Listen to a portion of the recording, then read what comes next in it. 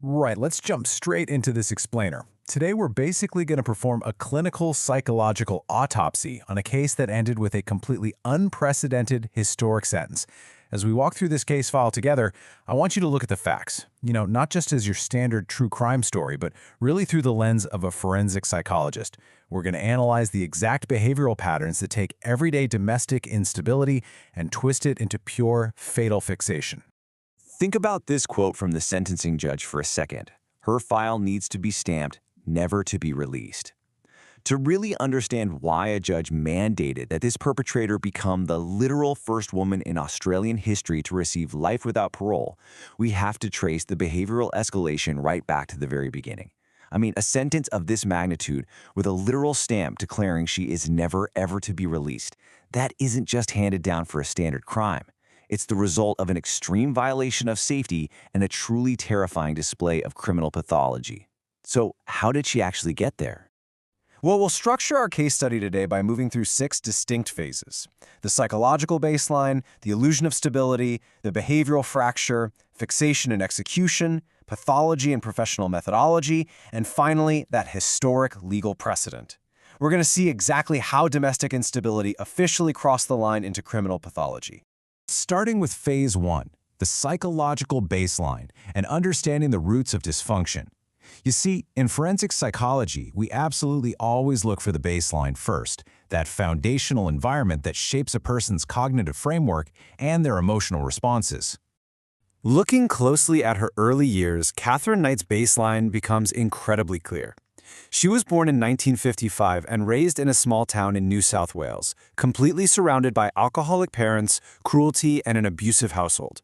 Because she fundamentally lacked a blueprint for a healthy dynamic, she was simply unable to identify, let alone become, a quality partner. Her main coping mechanism? She developed this desperate, overarching goal to build a family of her own. But, without any healthy modeling, it just resulted in a repeated cycle of highly toxic, abusive adult relationships that inevitably crashed and burned. This brings us to Phase 2, the illusion of stability, a seemingly perfect match in 1995. Decades later, at age 40, Catherine finds what appears to be a real stabilizing force in a man named John Price, and the two just fall head over heels in love. For the first time, it felt like she achieved that lifelong goal, but it was just an illusion of safety that temporarily masked her deeper issues. Now, this right here brilliantly illustrates the core psychological conflict of their entire relationship. It's the clash between Catherine's intense, trauma-driven fixation. She was absolutely desperate for an official marriage to secure that family unit she was denied in childhood, and John's completely understandable hesitancy. John was empathetic and caring for sure, but he was really weary of marriage following a recently failed past relationship. This wasn't just some minor, everyday disagreement. For Catherine, his reluctance was a profound threat to her core psychological survival strategy. Which leads us to Phase 3, the behavioral fracture, the point of no return. This underlying tension over marriage was the exact catalyst for the critical fracture that completely shattered their illusion of safety. As psychologists, we're always looking for the precise moment a threshold is breached, when emotional distress weaponizes into physical danger. Let's look at the timeline.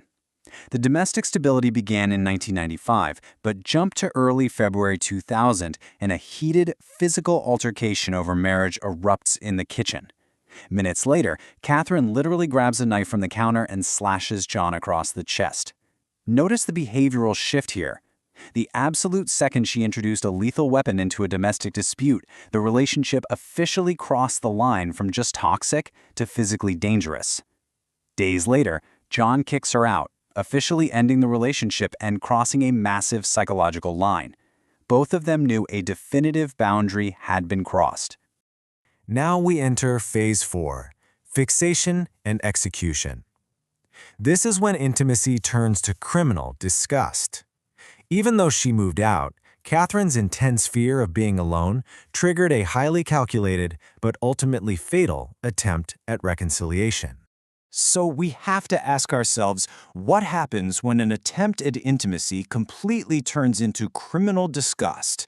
To answer this, we really must examine the events of February 29th. Catherine could not tolerate the perceived abandonment, right? So she manipulated his children out of the house, sent them to a babysitter without permission, and actually waited in lingerie to perform her usual patch-up routine. John was furious at first, but when he finally went to bed exhausted, the sight of her briefly overrode his anger. Let's break down this rapid, catastrophic pivot. Step 1. The reunion. Catherine and John are intimate, briefly restoring a sense of domestic normalcy. But then, Step 2. The internal shift. Later that night, while he's asleep, she wakes up with this intense, profound sense of disgust, feeling like she had just been used without him actually giving her the marriage she demanded. That leads to Step 3, the fixation. Her mindset absolutely snaps from a desire to reconcile into a terrifyingly clear, lethal fixation. She decides to teach him a lesson he will never forget. Which brings us to Step 4, the preparation. This external display of affection completely masked a deeply rooted criminal fixation that compelled her to actually sneak out of the house while he slept to retrieve her specialized tools. And that takes us to Phase 5, pathology and professional methodology. Her skill set applied to crime. This brings us to the actual execution of the murder, which requires us to bridge a massive knowledge gap regarding her specific, terrifying capabilities. I really want you to consider how rare this intersection is. How does an angry ex-partner turn into one of the most infamous figures in criminal history? Well, the answer lies in her day job. We have to look at this clinically. On the left, we have her professional skill set. She was employed at a meat processing factory, working full-time on the kill floor with expert butcher knives. And on the right, the criminal pathology, applying this exact industrial butchery expertise to systematically skin and process a human victim. The horrifying aftermath wasn't just random chaotic violence. It was the direct, calculated application of her professional methodology to a pathological act. While this is incredibly graphic, mapping these steps analytically shows exactly how her unique occupational background entirely facilitated the methodology of the crime. She literally drove across town to her separate apartment, retrieved her personal kit of sharpened butcher knives, and came back. She administered a catastrophic waking stab wound to John's chest in bed. He tried to run, fueled by pure adrenaline, leaving a bloody handprint on the wall, but she overpowered him at the front door, inflicting 36 additional stab wounds. Then, the industrial skill set took over. She utilized her abattoir training to expertly skin him in one continuous piece. She even cooked the remains, creating this twisted, horrific domestic feast, complete with name placards set at the table for his children. It's just staggering. Finally, Phase 6, historic legal precedent, the aftermath and consequence. After she sat down to eat her own horrific creation, she became sick, threw the plate out the window, and attempted to take her own life by overdosing on sleeping pills in the living room. But paramedics saved her life, bringing her back to face the justice system, where she absolutely refused to take any responsibility for the meticulously planned execution. Which leads us to this number, 1. She became the very first woman in the entire history of Australia to be sentenced to life in prison without the possibility of parole. The judge created a special clause for her, explicitly ensuring her file was marked never to be released. The sheer calculation, the complete lack of remorse, and the seamless, terrifying integration of her professional butchery skills into a domestic murder, it all completely removed any possibility of rehabilitation in the eyes of the court.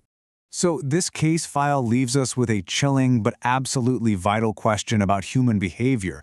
If we understand the psychology of escalation, how can we better identify the warning signs before that point of no return? Catherine Knight's story isn't just some grim anomaly, it's a meticulously documented escalation. From a traumatized baseline to the illusion of stability, right through to a behavioral fracture physically marked by a kitchen knife. If we pay close attention to how deep-seated grievances merge with specialized capabilities, is it possible to intervene before that final threshold is breached? Think about that as we close out this explainer. Thank you so much for joining me today, and please keep questioning the warning signs around you.